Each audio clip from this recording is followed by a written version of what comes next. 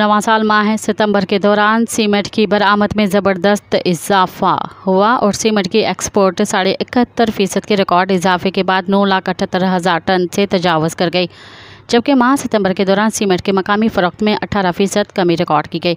All Pakistan cement manufacturers association की जारी करदा एदाद शुमार के मुताबिक सितंबर 24 में सीमेंट के एक्सपोर्ट में 71.50% का बड़ा इजाफा रिकॉर्ड किया गया, जो 9,78,871 टन रहा। सितंबर 2023 में सीमेंट के एक्सपोर्ट 5,70,692 टन रही थी।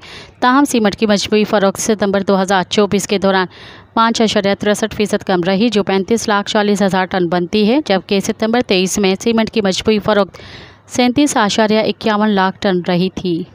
मज़ीद ख़बरन ऐं तफ़सीलात लाइ विज़िट कयो असांजी वेबसाइट www.awamiNewsHD.com ऐं ॾिसंदा रहो अवामी न्यूज़ HD।